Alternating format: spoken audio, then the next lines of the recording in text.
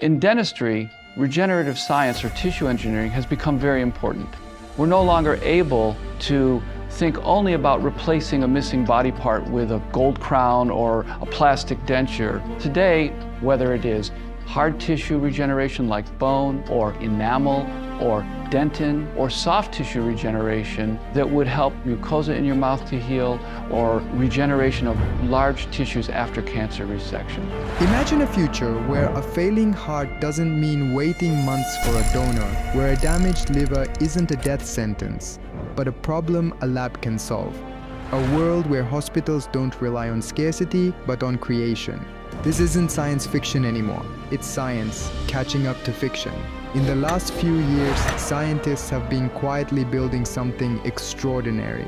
Human organs grown outside the body. Not metal, not silicone, but real living tissue, designed, printed, and grown to order. The idea sounds almost divine, humans creating human parts, but behind that poetic vision is one of the most complex revolutions in modern science: tissue engineering and regenerative medicine. Chapter 1. The birth of an idea.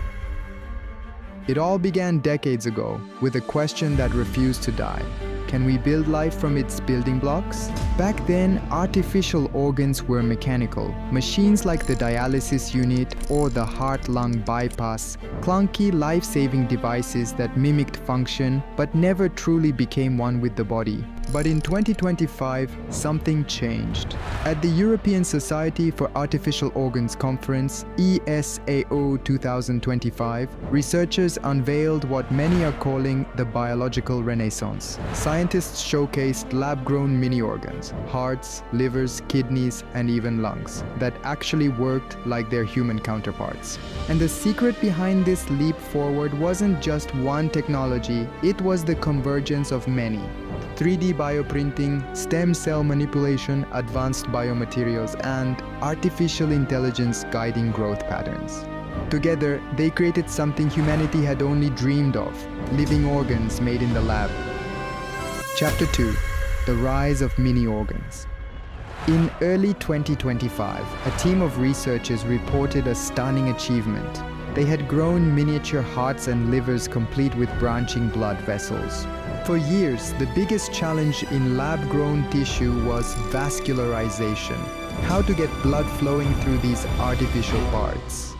Without veins, real tissue dies. Without circulation, no organ can survive. But this new generation of vascularized organoids changed the game. For the first time, scientists could watch these mini-organs beat, filter, and function. Not as simulations, but as living systems. These aren't just organ models anymore. They're prototypes of life. With blood vessels woven through them like nature intended, these organoids now serve as perfect test beds for studying diseases, testing drugs, and even customizing treatment plans based on a patient's unique biology. This isn't just medicine, it's personalized biology where every organ can be tailor-made. It's not hard to imagine what comes next. A world where every human body has a digital twin and every organ can be printed when needed. Chapter 3. The Art of Bioprinting. Bioprinting began as an experiment. Scientists tried to layer living cells the way we print ink on paper, but soon they realized something remarkable. Cells know how to self-organize. When placed correctly, they start building themselves into tissues. Today's 3D bioprinters use what's called bioink, a living gel infused with stem cells. This gel is extruded layer by layer, creating the same structure nature spent millions of years perfecting. But unlike plastic or metal printing, the challenge here isn't precision, it's life. Every temperature shift, every droplet of nutrient, every second of oxygen flow determines whether the tissue survives or dies. And yet, through years of iteration, researchers have managed to print functional heart tissue that changes shape naturally, just like a developing human heart. Not a copy, a creation. In these labs, we're not just printing organs, we're printing hope. Chapter 4. scaffold and vascular network breakthroughs. One of the most critical hurdles in creating lab-grown organs has always been structure. An organ isn't just a collection of cells. It's an intricate, multi-layered architecture where blood vessels, lymphatic pathways, and airways are all intertwined in precise arrangements. Without this complexity, even the most advanced cell clusters cannot survive or function long-term. Enter the world of scaffolds. These are temporary frameworks that give cells something to grow on, guiding them into the correct shapes and connections. Recent innovations like coaxial sacrificial writing in functional tissue, co-SWIFT, allow scientists to print intricate vascular networks that mimic natural organ structures. This technique creates branching vessels as small as capillaries, alongside larger conduits for blood flow. These vascularized tissues have already been implanted into animal models, surviving and integrating with the host's body, a critical step toward transplantable lab-grown organs.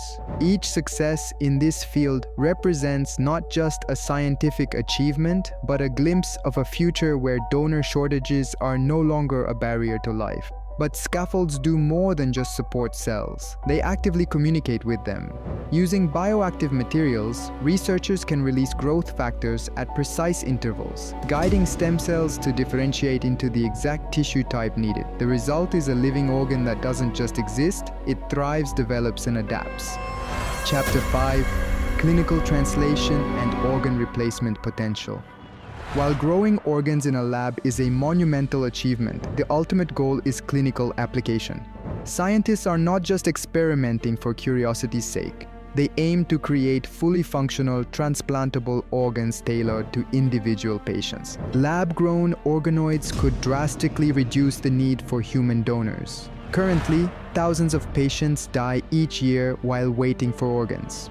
Artificial organs promise to remove this limitation, offering customized, on-demand solutions. By integrating digital models, sometimes called digital twins, researchers can simulate organ function in a virtual environment before implantation. This allows precise optimization, ensuring that the artificial organ will work harmoniously with the patient's physiology. Durability and biocompatibility are also at the forefront. Scientists are developing organs that resist immune rejection and can function reliably for years. Some teams are even integrating sensor feedback, enabling organs to communicate with monitoring systems, alerting doctors to early signs of malfunction. In essence, the lab-grown organ becomes a semi-autonomous biodevice, a hybrid of biology and technology. Chapter 6: Moving beyond replacement to regeneration. Artificial organs are not just about replacing failing parts. The field of regenerative medicine is expanding the possibilities further. Instead of waiting for a patient's organ to fail, researchers are exploring ways to repair or regenerate tissues in situ. Using bioactive scaffolds, stem cells, and growth factors, damaged tissues can be encouraged to heal themselves. This approach could reduce hospital stays, minimize surgeries, and lower healthcare costs significantly. It also opens the door to treating conditions previously considered irreversible, from liver cirrhosis to heart muscle scarring after a heart attack. The combination of organ replacement and tissue regeneration is redefining what medicine can achieve. It shifts the paradigm from reactive treatment to proactive restoration. Instead of merely patching damage, science is now working to restore organs to full living function, making the human body more resilient than ever before. Chapter 7: Market, Future, and the Promise of Lab-Grown Organs. The progress of artificial organs is not just a scientific milestone. It's a global shift in healthcare and human possibility. The market for lab-grown organs is expanding rapidly, fueled by rising chronic disease, organ shortages, and breakthroughs in tissue engineering, stem cell therapy, and bioprinting. By some estimates, within the next decade, these technologies could move from experimental labs into mainstream clinical practice, transforming how hospitals operate and how patients receive care. But beyond economics, the implications are profoundly human.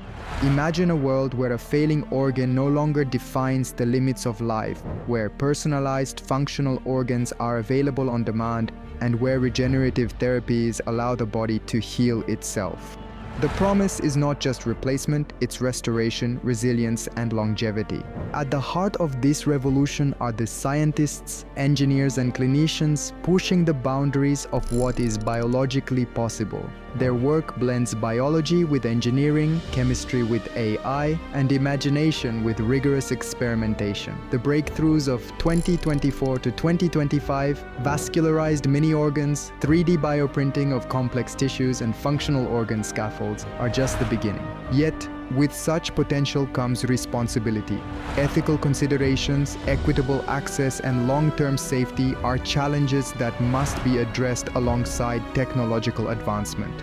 Who receives these organs first? How do we ensure that regenerative medicine benefits all, not just the privileged few? These are questions as critical as the science itself. The journey from concept to clinic is far from over, but the trajectory is clear. The field of artificial organs is moving rapidly, bridging the gap between science fiction and reality. Lab-grown organs are no longer distant dreams. They are emerging solutions poised to redefine life itself. In the coming years, the lines between biology and technology will blur. The human body, once limited by nature, will become a canvas for innovation. And in this convergence of science, medicine, and imagination, we may finally reach a world where life is not measured by scarcity, but by possibility. The era of lab-grown human organs is here, and it promises not just survival, but a new chapter in human potential. We have just explored how humanity is learning to create life itself, building organs cell by cell following blueprints written in our DNA. But this raises a question that scientists and philosophers have been asking for decades. If we can engineer biological systems this complex, could we ourselves be engineered? The same principles that allows us to print living tissue, precise code layer by layer construction, systems within systems are remarkably similar to how a simulation might render reality itself. Think about it, we're building worlds in labs, creating consciousness in code, designing life from information. What if someone else already did it? At a scale we can't yet comprehend. The question isn't scientific anymore. It's philosophical, even existential. And if you are curious about why some of the world's leading scientists and technologists believe we might actually be living inside a simulation, you can click on the left side of the screen right now. That video explores the evidence, the arguments, and the mind-bending implications of the simulation theory, including why creating artificial organs might be proof we're already in one. The future of biology is here, but the nature of reality itself, that's a question still waiting to be answered.